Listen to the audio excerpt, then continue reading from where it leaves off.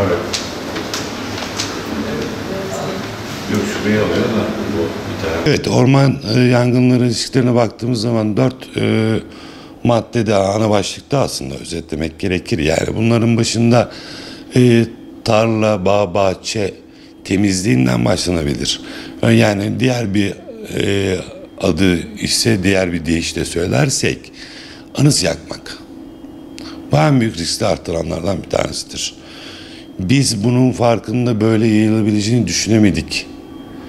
Yani baktığımız zaman zaten orman yangınların istatistikler olarak dünyada %90'ı insan faktörü.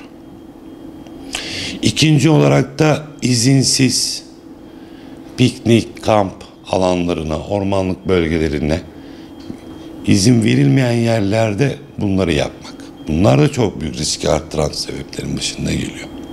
Üçüncüsüne baktığımız zaman şehirleşmenin ve sanayileşmenin ormanlık alanlara yakınlaşması, dip dip olması, iç içe geçmesi yani anlamında bir riski arttırıyor. Bunlardan biri nedir? En büyük yüksek gelirim hatları. Bunların bakımları vesairelerden onlardan da kaynaklanabiliyor. Ve dördüncüsü olarak da baktığımız zaman tabii ki ormanlık alanlarımıza, yeşilliklerimize, çöplerimize atılması. Yani baktığımız zaman bunların hepsi ana faktör ne? %90 insan faktörü oldu. Meydana çıkmış oluyor ve riskleri de bu şekilde arttırmış oluyoruz. Mercek etkisi diyelim biz buna. Mercek etkisi nedir? Bizim cam ve benzeri şişelerde doğaya gelişigüzel atıldığı zaman bunlar mercek etkisi yapar. Büyüteç gibi güneş ışığını alır. Nasıl büyüteç elimizi yakıyorsa ki çocukluğumuzda bunu denemişiktir.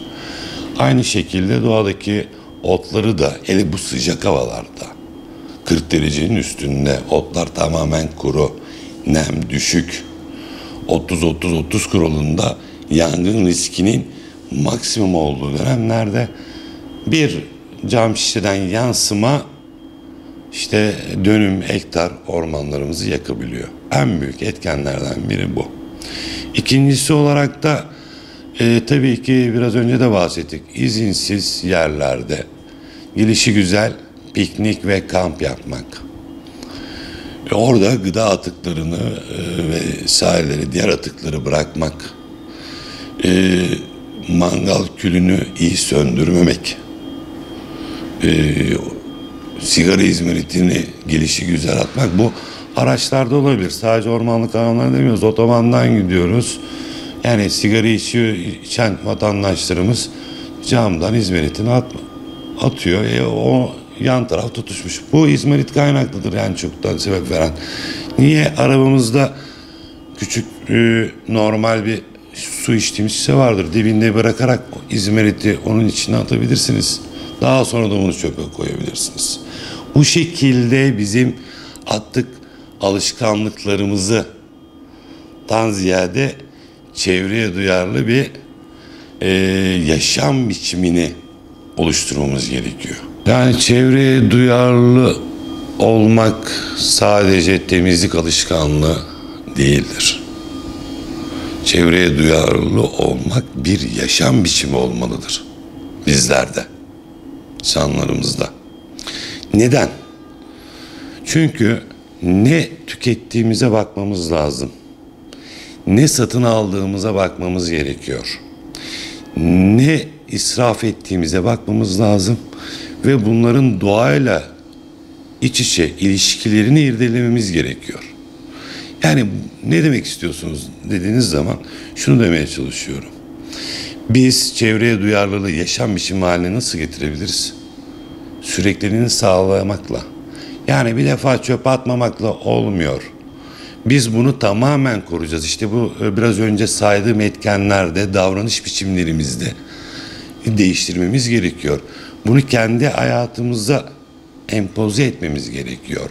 Yani yaşam biçimimizi çevreye duyarlı hale getirmemiz gerekiyor. Çevreyi kompakt olarak tamamen duyarlı hale getirmek için yaşam biçimimizi bireyler olarak bizler değiştirmemiz lazım.